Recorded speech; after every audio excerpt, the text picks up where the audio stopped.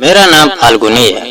मैं गुरुग्राम की एक बड़ी पोस्ट सोसाइटी की 4 मंजिला कोठी में अकेली रहती थी। मैं पहले एक सरकारी कॉलेज में हिंदी की प्रोफेसर थी और मैंने अपना पूरा जीवन पढ़ाने और ईमानदारी से जीने में बिताया था। रिटायरमेंट के बाद मेरी जिंदगी शांत हो गई थी, लेकिन मेरे पति की अचानक मृत्यु ने मुझे अंदर से तोड़ दिया था। वह रेलवे में नौकरी करते थे और उन्होंने मेहनत से हमारे लिए घर और बचत बनाई थी। मेरे पास अच्छी खासी फिक्स डिपॉजिट थी और बैंक में सेविंग भी थी और मेरा इकलौता बेटा तरुण था, जिस पर मुझे सबसे ज्यादा भरोसा था। मैंने सोचा था कि बुढ़ापे में वही मेरा सहारा बनेगा, लेकिन समय के साथ सब बदलने लगा। तरुण की शादी भारती से हुई और उसके बाद वह धीरे धीरे मुझसे दूर हो गया। पहले जो बेटा हर दिन मेरा हाल पूछता था, अब महीनों फोन नहीं करता था।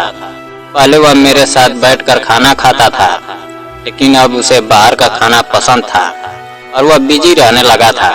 भारती बाहर से बहुत सुलझी हुई और संस्कारी लगती थी, लेकिन उसके शब्दों में अक्सर मेरे पैसों को लेकर तंज होता था। वह कहती थी कि इस उम्र में मम्मी जी को इतने पैसों की क्या जरूरत है। मैं यह सब सुनकर भी चुप रहती थी, क्योंकि मुझे अपने बेटे पर भरोसा था और मैं सोचती थी कि शायद समय के साथ सब ठीक हो जाएगा। एक दिन तरुण ने कहा कि हम लोग सिंगापुर घूमने जा रहे हैं और तुम्हें भी साथ ले चलेंगे।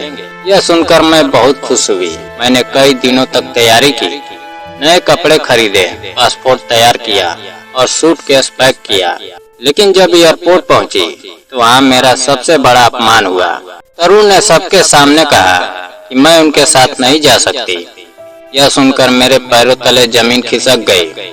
लोग मुझे घूरने लगे और मुझे बहुत शर्म महसूस हुई। उसी समय इमिग्रेशन ऑफिसर ने मुझे अलग कमरे में बुलाया और बताया मेरे बैंक अकाउंट से संदिग्ध ट्रांजैक्शन हो रहे हैं और किसी ने मेरी पहचान और दस्तावेजों का गलत इस्तेमाल किया है। उसने मुझे तुरंत बैंकिंग बंद करने और कार्ड ब्लॉक करने की सलाह दी।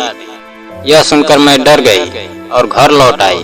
घर आकर मैंने अपने फोन की जांच की तो मुझे एक छुपा हुआ फोल्डर मिला, जिसमें मेरे सारे बैंक मैसेज छुपाए गए थे। मुझे समझ नहीं आया यह कैसे हुआ, लेकिन मुझे शक होने लगा। मेरी दोस्त शांति ने मुझे एक मोबाइल एक्सपर्ट राघव से मिलवाया। उसने मेरे फोन को चेक किया और बताया उसमें स्पाइस सॉफ्टवेयर इंस्टॉल है, जो मेरी हर गतिविधि रिकॉर्ड कर रहा है। मेरे मैसेज, कॉल और ओटीपी सब कुछ किसी और को भेजा जा रहा है। यह सुनकर मैं टूट गई। मुझे याद आया कि कुछ महीने पहले तरुण ने मेरा फोन यह कहकर लिया था कि वह उसे ठीक कर देगा। उसी दौरान यह सब किया गया था। मैंने जब अपने बैंक के स्टेटमेंट देखे तो पता चला मेरे अकाउंट से लगातार छोटे छोटे ट्रांजैक्शन के जरिए बड़ी रकम निकाली गई थी। मुझे पहले लगा था कि शायद मैं भूल रही हूँ, लेकिन अब सच सामने था। मुझे विश्वास नहीं हो रहा था कि मेरा अपना बेटा ऐसा कर सकता है, लेकिन फिर भी मैंने सबूत इकट्ठा करना शुरू किया। एक दिन मुझे तरुण के कमरे की दराज में एक नीली फाइल मिली, जिसमें पावर ऑफ अटॉर्नी का डॉक्यूमेंट था, जिसमें मेरी सारी संपत्ति, बैंक अकाउंट और घर पर उसका पूरा अधिकार लिखा था। और सबसे चौंकाने वाली बात यह थी कि उसमें मेरी पहचान, दस्तावेज और बैंक डिटेल्स पहले से ही शामिल थे और यह सब योजना के तहत किया गया था। और उसमें भारती की लिखावट में एक पूरा प्लान लिखा था, जिसमें फोन हैकिंग और पैसे निकालने का तरीका बताया गया था। अब मेरे सामने सच्चाई साफ थी कि मेरा बेटा और बहू मिलकर मुझे धोखा दे रहे थे। मैंने तुरंत सारे सबूत अपने फोन में सेव किए और एक वकील यशवर्धन खन्ना से संपर्क किया। उन्होंने मुझे साइबर क्राइम में शिकायत करने और बैंक में सभी एक्सेस बंद कराने की सलाह दी। बैंक मैनेजर ने भी पुष्टि की तरुण का नंबर मेरे अकाउंट से जुड़ा हुआ था और उसी से ट्रांजैक्शन मॉनिटर किए जा रहे थे। कुछ दिनों बाद तरुण और भारती मेरे घर आए और उन्होंने मुझे एक कागज पर साइन करने के लिए कहा। उन्होंने कहा कि यह सिर्फ नॉमिनी फॉर्म है, लेकिन मुझे शक था। मैंने कहा कि मैं पहले पढ़ूंगी और फिर साइन करूंगी। अगले दिन मैंने उन्हें वकील के ऑफिस बुला लिया। वहाँ शांति, बैंक मैनेजर और वकील पहले से मौजूद थे।